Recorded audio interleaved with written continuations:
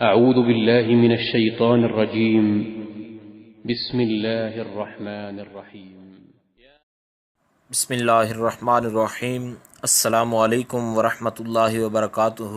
آج بات کریں گے متع کے حرام ہونے کے متعلق کہ اسلام میں کیا حدیث میں اس کی کوئی گنجائش ہے یا مطلق حرام ہے، کیا اس کی کوئی گنجائش حلال ہونے کی صورت کوئی بچتی ہے یا نہیں۔ تو اس حوالے سے مکمل وضاحت جو ہے آج وہ ہم ڈسکس کریں گے۔ سب سے پہلے حدیث سے ابتدا کرتے ہیں۔ حضرت انس رضی اللہ تعالی عنہ آپ کا بیان ہے کہ ان النبی صلی اللہ علیہ وسلم نہا عن المتعۃ، کہ آقا علیہ الصلوۃ والسلام نے متع سے منع فرمایا۔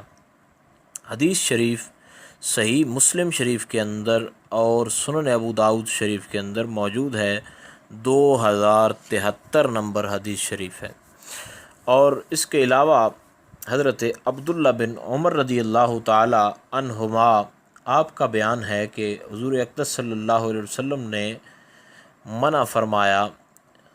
یہ موقع حضرت عبداللہ بن عمر نے جو حدیث شریف بیان کی، اس میں خیبر کا دن جو ہے، فتح خیبر کے دن متع سے نبی علیہ السلام نے منع فرمایا۔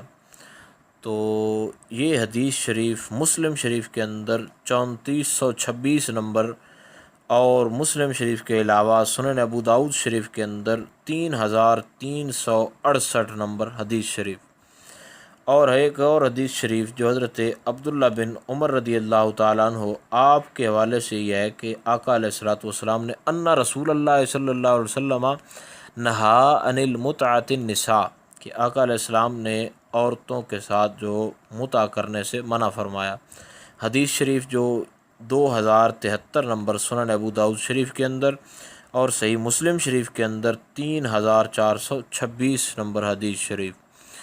تو یہ آقا علیہ الصلوۃ والسلام نے، اور صحیح مسلم شریف کے اندر ایک اور بھی حدیث 3427 نمبر حدیث شریف، ایک آدمی کا بیان ہے کہ آقا علیہ الصلوۃ والسلام نے فتح مکہ کے دن عورتوں سے متع کرنے سے منع فرمایا۔ ایک روایت میں آپ علیہ الصلوۃ والسلام نے فتح مکہ کے موقع پر، اور ایک روایت میں خیبر کے دن، اور ایک مطلق روایت جو حضرت عبداللہ بن عمر کی ہے کہ آقا علیہ السلام نے ان رسول اللہ نہا عن المتعۃ النساء۔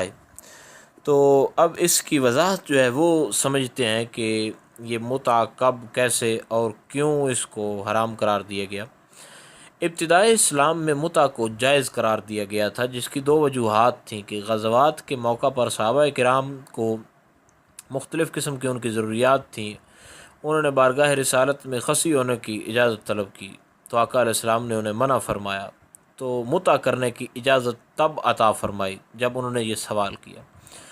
تو دوسری، ابتدائی اسلام میں جب مسلمان دوسرے شہر میں جاتے تو سامان کی حفاظت، کھانا تیاری کرنا اور دوسری ضروریات کی تکمیل کے لیے جب یہ صورت سامنے آئی تو ان کو ایک آدمی کی شدت سے ضرورت تھی، تو آقا علیہ الصلوۃ والسلام کی بارگاہ میں جب یہ بات عرض کی گئی تو انہوں نے متع کی اجازت عطا فرمائی، تو متع دوبارہ حلال قرار دیا گیا۔ اور 2 بار جو ہے وہ متع اسے حلال قرار دیا گیا، ایک مرتبہ حلال قرار دیا گیا، پھر حرام قرار دیا گیا، اور پھر ایک مرتبہ حلال قرار دیا گیا، پھر اسے حرام قرار دے دیا گیا۔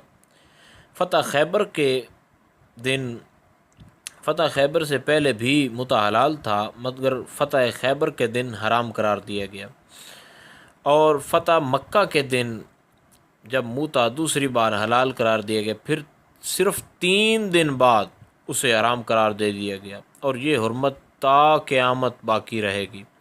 حضرت فاروق اعظم کے دور خلافت تک صحابہ کرام رضوان اللہ تعالی علیہم اجمعین، جب حضرت جابر بن عبداللہ اور حضرت عبداللہ بن عباس آپ نے جب اس کے جواز پر بات کی اور اس کے جواز کے قائل رہے، اور حضرت عمر فاروق کی طرف سے جب انہوں نے اعلان سنا، تو تب تمام کا اجماع ہو گیا کہ متع جو ہے وہ حرام ہے۔ دور فاروقی کے اندر اس کا باقاعدہ حضرت فاروق اعظم نے اعلان فرمایا، اور حضرت جابر اور حضرت عبد البر آپ کے بارے میں جو بیان ہے، اور حضرت ابو الشعثاء اور حضرت عبداللہ بن عباس، تو آپ نے بھی قبل از وصال اس سے رجوع کیا تھا کہ متع واقعہ ہی حرام ہے، اور اس کے حرام ہونے پر آپ نے بھی جو ہے وہ اپنی تائید پیش فرمائی تھی، اور حضور اکرم صلی اللہ علیہ وسلم نے متع سے منع فرمایا، اور خبردار کا لفظ بول کر آقا علیہ الصلوۃ والسلام نے